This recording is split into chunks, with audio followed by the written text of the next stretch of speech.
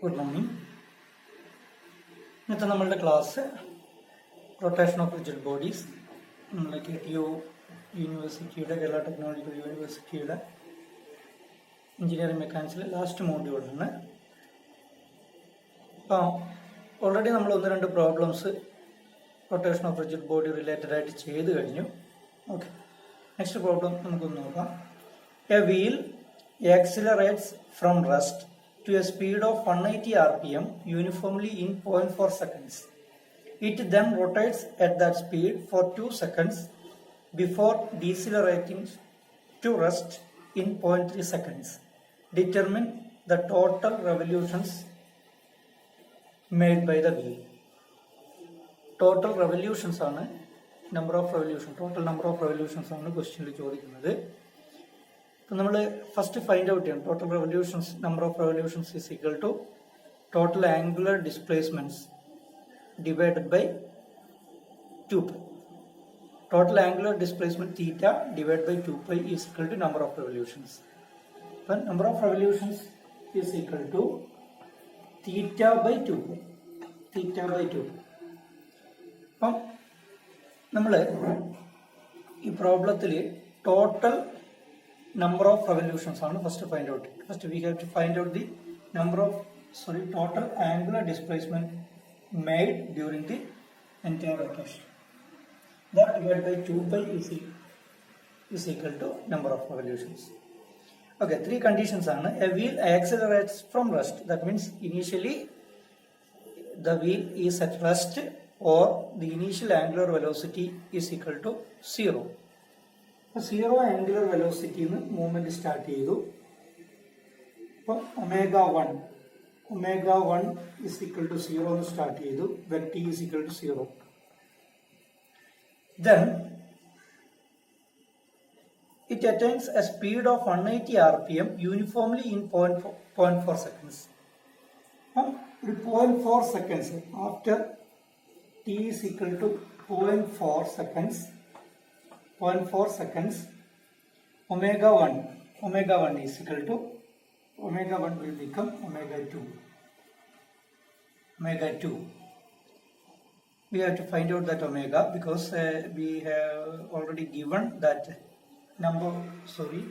the speed in rpm 180 rpm. Yeah, n2 is equal to 180 rpm. Okay, next it then rotates at that speed for 2 seconds. Same speed, 2 seconds. T is equal to 2 seconds. Interval delta T is equal to 2 seconds ആണ്. 2 seconds. Same speed. Here alpha is equal to 0. Angular acceleration is equal to 0.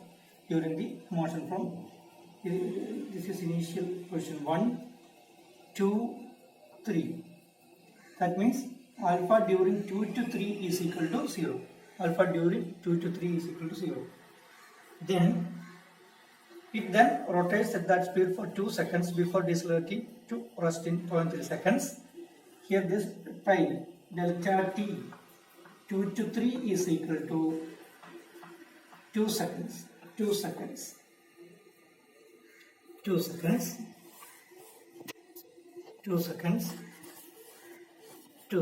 Next, determine the total revolutions made by the wheel. Before it decelerating to rest in 0.3 seconds. 2 seconds decelerate is 3, 4, omega 1, omega 2, omega 3. Here omega 2 is equal to omega 3. ഇവിടെ constant, ഇവിടെ alpha 0 ആണ്, angular acceleration 0 ആണ്. So that angular velocity will become equal to that of omega 2. പിന്നെ omega 4 is equal to 0. ഈ ഇവിടെയുള്ള delta T is equal to time taken is equal to 0.3 seconds. ഇതാണ് total മൂവ്മെന്റിന്റെ layout. അപ്പോൾ omega 1 0, then omega 2 is equal to 2πn by 60, then omega 2 is equal to omega 3, here time taken is equal to delta 2 to 3 is equal to 2 seconds, delta 3 to 4, delta t 3 to 4 time taken 0.3 seconds. It also given 0.3 seconds. 0.3 seconds ആണ് ഇനി ഈ 3 to 4 movement. അപ്പോൾ 1 to 2 ആണ് 0.4 seconds use ചെയ്യുന്നത്. Okay, നമ്മൾ പെട്ടെന്ന് ചെയ്യാം.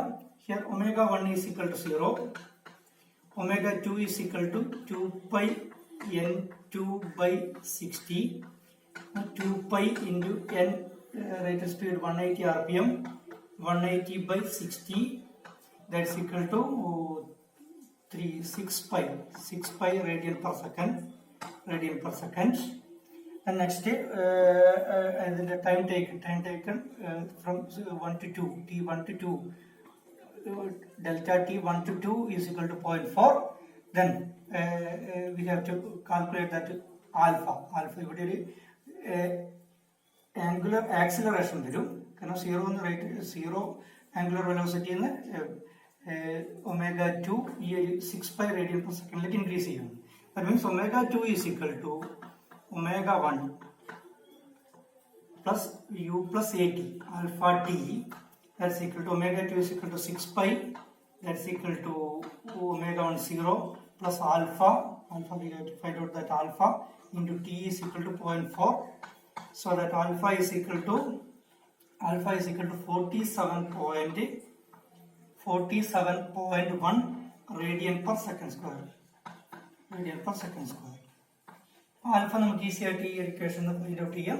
47.1 radian per second square കിട്ടും. Then angular displacement during the same motion 1 to 2 angular displacement, that's equal to ut plus half at square, half alpha t square. Here already omega 1 is equal to 0 plus half into alpha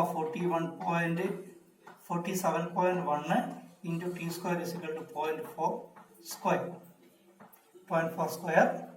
Then that's equal to 3.77 radians answer കിട്ടും. ഇതാണ് തീറ്റ 1 to 2. ഇവിടെ നിന്ന് 1 to 2 മൂവ്മെന്റിൽ ഉള്ള തീറ്റ. Next 2 to 3 ആണ്. 2 to 3യുടെ case ശ്രദ്ധിക്കുക. ഇവിടെ alpha ഇല്ല, alpha is equal to 0. അപ്പൊ ഈ ഇക്വേഷൻ എടുക്കുമ്പോൾ നമുക്ക് 2 to 3 മൂവ്മെന്റ് നോക്കുവാണെങ്കിൽ theta 2 to 3 is equal to omega 2t. Omega 2 ആണ് അവിടെയുള്ള പിന്നെ initial velocity ut plus half alpha T square. ഇവിടെ ശ്രദ്ധിക്കേണ്ടത് ആൽഫ 0 ആണ്, കാരണം ഇവിടെയുള്ള ആംഗുലർ വെലോസിറ്റി തന്നെയാണ് ഇവിടെയുള്ള angular velocity. That means angular velocity equal ആകുമ്പോൾ ആംഗുലർ ആക്സലറേഷൻ 0 ആണ്. അപ്പൊ ഈ ആംഗുലർ ആക്സലറേഷൻ 0 ആയി പോകും. അപ്പൊ ഇവിടെ ഒമേഗ 2 into t മാത്രം യൂസ് ചെയ്താൽ മതി. ഒമേഗ 2 ഓൾറെഡി നമുക്ക് 6 പൈ ആയിട്ട് കിട്ടിയിട്ടുണ്ട്. 6 pi into t time taken, അവിടെയുള്ള ടൈം ടേക്കൺ 2 seconds ആണ്. That's equal to 12 pi radians കിട്ടും. 12 പൈ റേഡിയൻസ് വളരെ ഈസി ആയിട്ട് ചെയ്യാം. 12 പൈ റേഡിയൻസ് ആണ് ഇവിടെ പിന്നെ ആൻസർ തീറ്റ 2 to 3.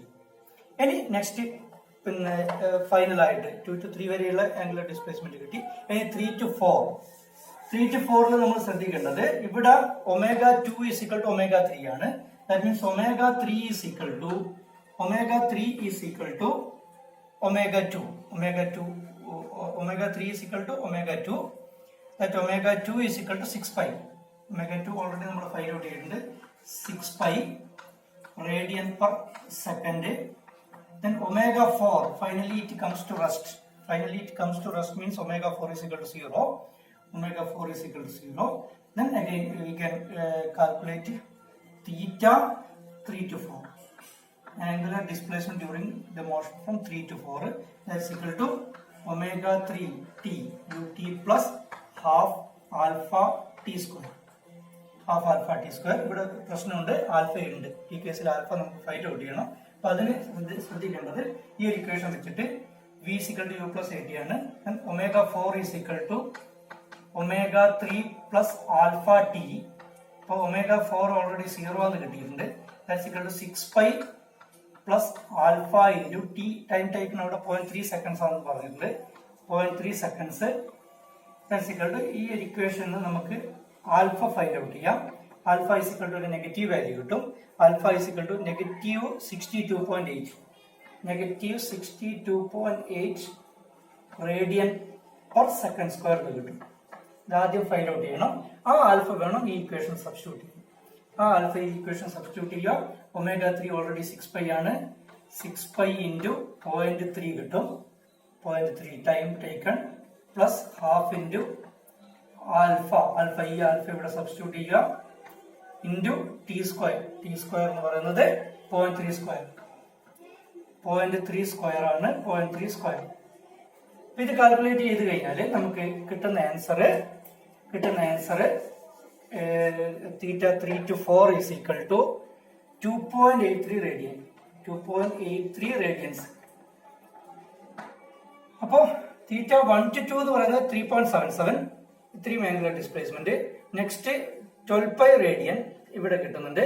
അതിനുശേഷം നെക്സ്റ്റ് ഇന്റർവെല്ലിൽ അത് 2.83 റേഡിയൻ. അപ്പൊ total angular displacement is equal to theta. Total angular displacement theta is equal to θ1 to 2 plus θ2 to 3 plus θ3 to 4. That's equal to ഇത് മൂന്നും ആഡ് ചെയ്യണം. θ1 to 2 നമുക്ക് ഓൾറെഡി കിട്ടിയിട്ടുണ്ട് 3.77 പ്ലസ് സെക്കൻഡ് 12π റേഡിയൻസ് ആണ്. 12π radians 2 to 3 then 3 to 4 is equal to 2.83 കിട്ടും.